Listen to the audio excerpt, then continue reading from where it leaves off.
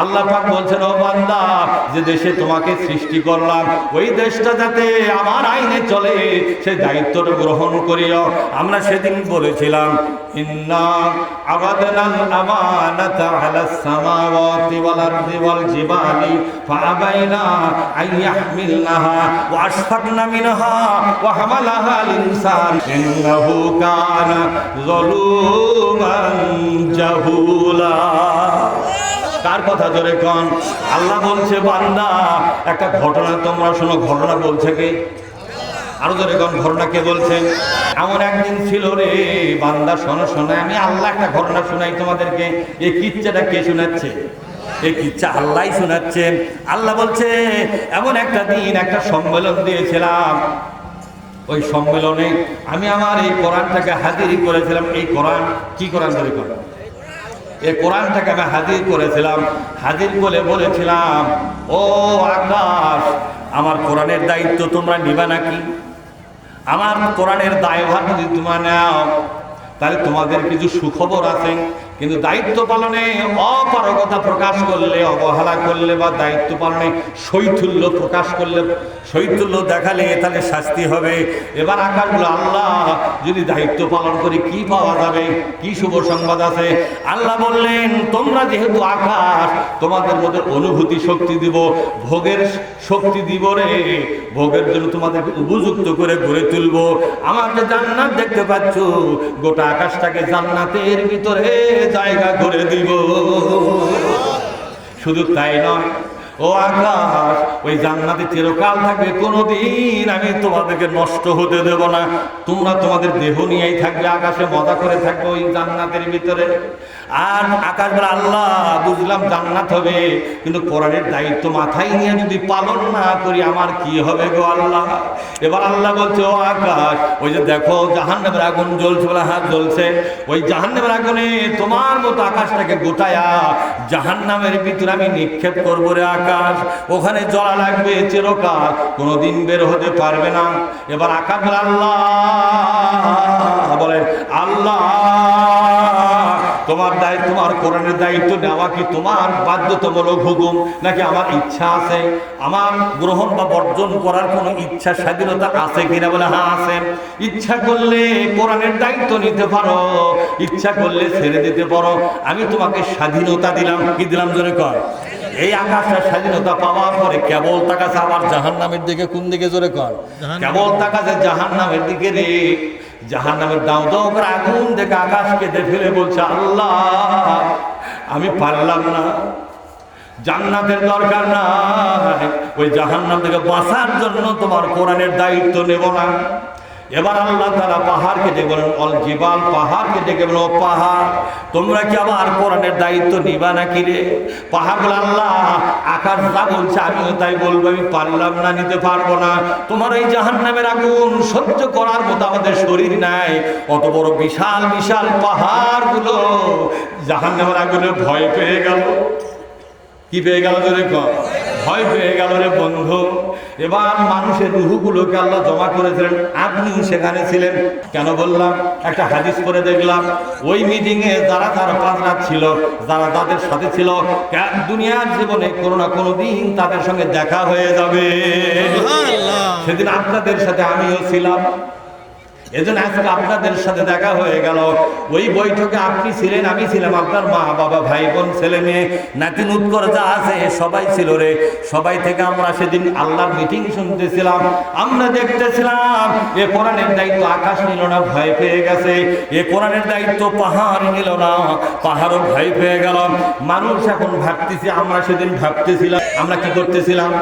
ভাবতেছিলাম কিসের জাহান্নাম, ড্যাম্পিয়ার, ওই জাহান্নামের চিন্তা করি না। কিন্তু এই যে জান্নাত, কি যে সুখের রাজ্য, কি যে সুখ শান্তি ভোগ বিলাস দেখা যাচ্ছে, ওই জান্নাত তো ছাড়া যায় না। ওই জান্নাতের মধ্যে একবার ঢুকতে পারলে আমার হায়াত চিরন্তন হয়ে যাবে। এইটা আমরা তো সেদিন ভাবতেছিলাম। এই ভাবনা আকাশ ভাবে নাই, এই ভাবনাটা পাহাড় ভাবে নাই। ভাবনা ভাবলো কে? আমরা। শুধু আমরাই ছিলাম না, সমস্ত নবী রাসূলরাও তাদের রূহগুলো সেখানে ছিল। এইরকম কোরআনের বৈঠকে সবাইকে ডেকেছিল। আমরা মানুষ তারা দেখলাম পাহাড় পারল না, আকাশ পারল না, ফেল হয়ে গেছে। মানুষ এখন ভাবতেছে কি বলেন তো, কি ভাবতেছে? মানুষ ভাবতেছে ওই জান্নাতে একবার ঢুকতে পারলে আমাদের জীবনটা চিরন্তন হয়ে যাবে, কোনোদিন আমাদের আর মরণ হবে না, আমরা হব বাদশা। কি হব যুবক? আমরা হব বাদশা। মানুষ চিন্তা ভাবনা করে একবারে আমরা হাত তুলেছিলাম, এই দুইখানা হাত সেদিন তুললাম। আল্লাহ বলো মানুষকে কিন্তু আল্লাহ বলেন, আয়াতটা দেখেন, ও হামালাহাল ইনসান, বলেন ও হামালাহাল ইনসান। আরজ কিন্তু আল্লাহ মানুষকে করে নাই, মানুষ কিন্তু নিজে নিজে দায়িত্ব নিবার গেছে। আমি আয়াতটা বড় অবাক হয়ে গেলাম। তোমরা যারা এখানে আলেম আছো, তোমাদের কাছে আমার জিজ্ঞাসা, বলো তো আরজ করেছিল আল্লাহ আকাশকে, আরজ করল আল্লাহ দুনিয়াকে, এই পৃথিবীকে, আরজ করল আল্লাহ পাহাড়কে, কয়জনের কাছে আরজ করেছিল? যেরকম কয়জনের কাছে? 3 জনের কাছে আরজ করেছিল, তারা দায়িত্ব নিল না। জমিন পর্যন্ত বলল আল্লাহ আমরা জমিন হতে পারি, বিশাল দেহ হতে পারে রে মাওলা, ওই জাহান্নামে জ্বলার মতো শক্তি আমাদের নাই, আমরা পারলাম না, আমার মাফ করে দাও। সবাই মাফ চেয়ে সরে গেল। আল্লাহ বলছেন ও আশফাকনা মিনহা, বলে ও আশফাকনা মিনহা, ভয় পেয়ে গেল, জাহান্নামের ভয় পেয়ে গেল। না রে না ও আল্লাহ, বলেন না রে না ও আল্লাহ, পারলাম না, ওই জাহান্নামে যেতে পারবো না। আমি দুনিয়া, আমি বিরাট সৃষ্টি তোমার, কিন্তু হলে কি হবে, ওই জাহান্নামে গেলে আমি খণ্ড খণ্ড হয়ে যাব, আমার কোনো অস্তিত্ব থাকবে না রে মাওলা। আকাশটা কত বড় সেই তো পারল না, আমি জমিন, আমি আর কেমনে পারি? হাজার হাজার কোটি কোটি জমিন একত্র করলে একটা আকাশ হবে না। সে আকাশটা ভয় পেয়ে গেছে, জমিনও ভয় পেয়ে কান্না শুরু করে। আশফাকনার মধ্যে কান্না আছে, আবেদন নিবেদন আছে, বিনয় নম্রতা আছে, আছে না? ধরে কম গাইড আমার অ্যাসিস্ট্যান্ট প্রফেসর একটা আলেম মাদ্রাসা আমার পাশে বসে আছে, তাফসীর ভুল করলে আমাকে ছাড়বে। একটা ইউনান আমির আছেন রে, আমার বন্ধুরে, এরা কোরআন চর্চা করে সারাটা জীবন, রাতে দিনে কোরআনের অর্থ ব্যাখ্যা না পড়লে এদের মন মেজাজ ঠিক থাকে না। সেই কোরআন পড়া মানুষগুলোর পাশে বসে থেকে কোরআন বলা, এটা চারটিখানি কথা নয়। ও বন্ধু, কোরআন করে অবাক হয়ে গেলাম। আল্লাহ মানুষকে কিন্তু বলে নাই তোরা দায়িত্ব নিবা কি না, এই কথা বলে মানুষকে কিন্তু এই কথা, এই যে বলেন আমার সাথে বলেন, ইন্না আরাদনা আমানাতা, এই কোরআনকে বলা হচ্ছে আমানত। কি বলা হচ্ছে ভাইজান? এই কথা না, কোরআনকে কি বলা হচ্ছে? আমানত। এই আমানতটাকে আমি আরজ করলাম আলা সামাওয়াতে, কোথায়? আকাশগুলোকে। সামাওয়াত আকাশের বহু বচন, সামাউন মানে একটা আকাশ, আর সামাওয়াতুন হলো সবগুলো আকাশ। যত আকাশ আল্লাহ তৈরি করেছিলেন সবগুলো আকাশকে বলা হয় সামাওয়াতুন, সব আকাশকে একত্রে বলল। তারপরে ওয়াল আরদি, জমিনকে বলল, অল জিবালে, বলে অল জিবালে, পাহাড়কে বলল। এর মধ্যে মানুষকে আল্লাহ আরজ করেন নাই। এই 3 জন অপারগ হয়ে গেল, কান্না শুরু করেছে, আল্লাহ তোমার জাহান্নামের ভয় আমরা পারলাম না। যদি কোরআনের দায়িত্ব নিয়া আমরা যদি শৈথুল্য প্রদর্শন করি, অবহেলা যদি করি রে মাওলা, কোরআনের দায়িত্ব পালনে যদি ব্যর্থ হয়ে যায়, তাহলে ওই জাহান্নামে যাওয়া লাগবে, আমরা পারলাম না, প্রভু ক্ষমা করে দিও। সবাই যখন চুপ হয়ে গেল, পাশে বসেছিলাম আমরা, মানুষকে আরো আল্লাহ করেন নাই। মানুষ চুপচাপ বসে থেকে শুনলো সব। কিরা আল্লাহ একটা কোরআন তৈরি করেছেন, এই কোরআনের তৈরিকারীকে জোরে কোন কে? আল্লাহ কোরআন তৈরি করেছে, দায়িত্ব দিবার চাই। পাহাড় তুমি নিতে পারলে না, আল্লাহ তোমাকে বানাছে, তোমার তো কৃতজ্ঞতা হলো না। ও জমিন তুমিও পারলে না, তুমি তো আল্লাহর কথা, আল্লাহ প্রস্তাব নিতেই পারলে না ওই জাহান্নামের ভয়ে।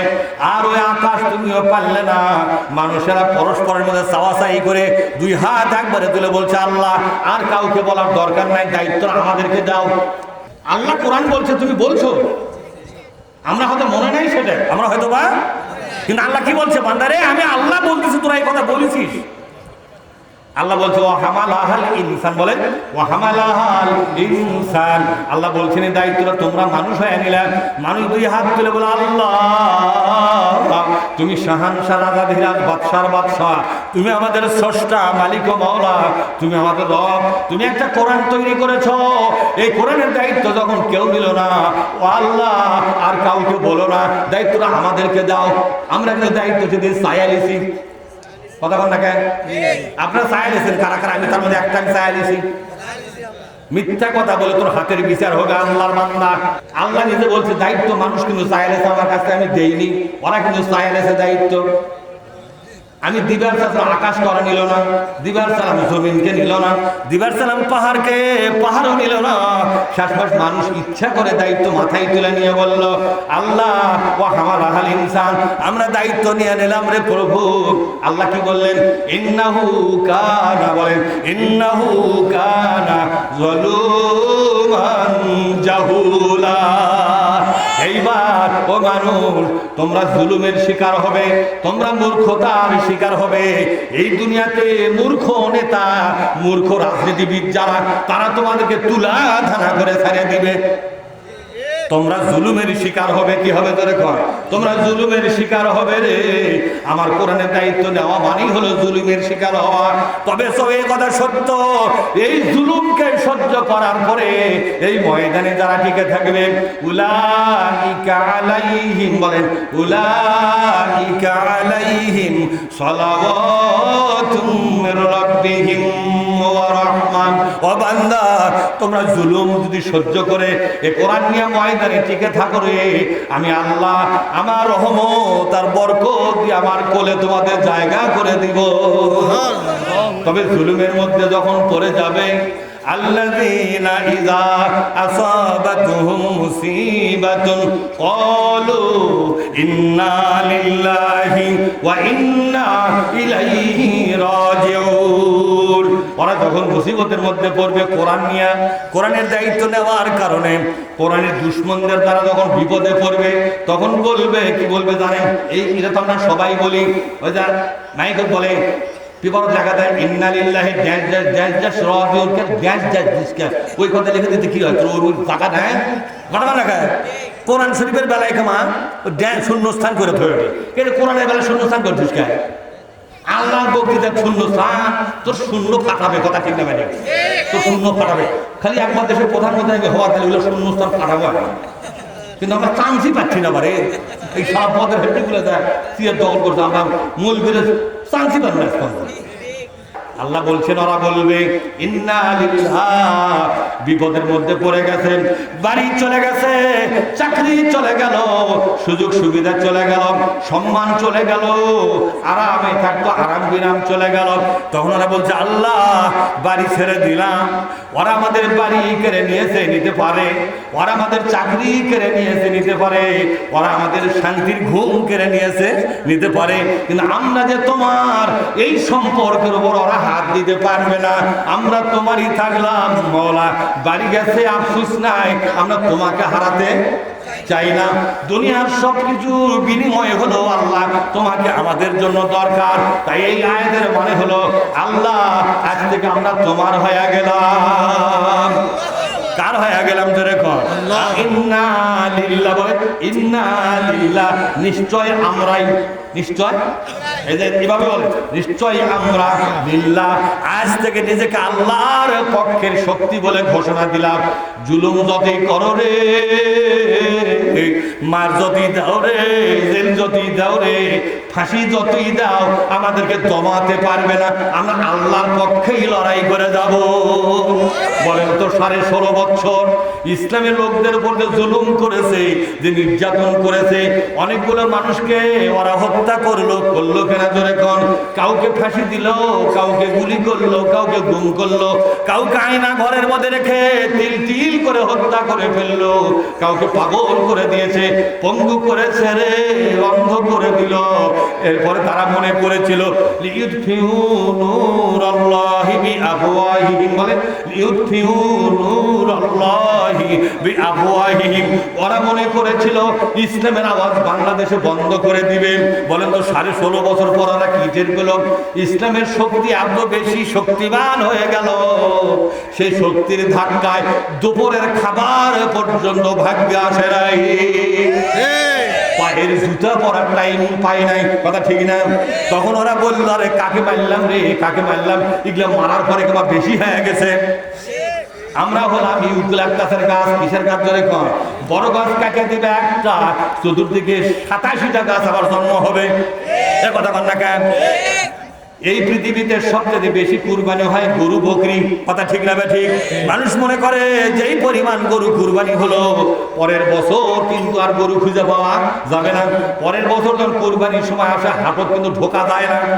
কেন? গরু আসে কোথা থেকে? আর একটা গরুর একটা করে বাচ্চা হয়, সেটা আবার জব করে আমরা খায় ফেলে দেই। তারপরে এত বরকত কেন? আল্লাহর নামে যেগুলো জব হয়ে যায়, আল্লাহর নামে যাদের জীবন চলে যায়, সেই জীবনে বরকত আছে রে বন্ধু, বরকতটা সেখানে আছে, কথা ঠিক লাগে ঠিক? ভাই না আমার, কুত্তার বাচ্চা 5-7টা করে হয় কিনা জোরে কর ভাই না আমার। কিন্তু প্রতি বছরে যদি এটা বাড়তে থাকে, কুত্তা দিয়ে কিন্তু দেশ ছায়া গেল হয়, কথা ঠিক না? কিন্তু এত কুত্তা কিন্তু পাওয়া যায় না। কারণ কি বলেন তো? আল্লাহর নামে যেগুলো চলে যায় আল্লাহ সেখানে বরকত নাযিল করে দেয়, কথা ঠিক না ঠিক? ভাই না আমার, তোরা মারে কোনো লাভ হবে না। যত মারবে, যত অত্যাচার করবে, ইসলামের আওয়াজকে বন্ধ করার জন্য চেষ্টা যদি করা হয়, আল্লাহ কোরআন শরীফের বেশ কয়েকটা জায়গায় বলেছেন, যেই জায়গায় আমার কোরআনের আওয়াজকে বন্ধ করার চেষ্টা করা হবে, যে জায়গায় আমার কোরআনের পক্ষের মানুষকে হত্যা করা হবে, যে জায়গায়, যে দেশে, যে জনপদে আমার কোরআনের আওয়াজ দাতাদেরকে মেরে ফেলা হবে, আমি আল্লাহ কথা দিলাম ওই জনপদটাকে কোরআন ওনাদের হাতে উঠাইয়া দিব। বলবেন হুজুর দলিল কোথায়? হ্যাঁ দলিল আছে।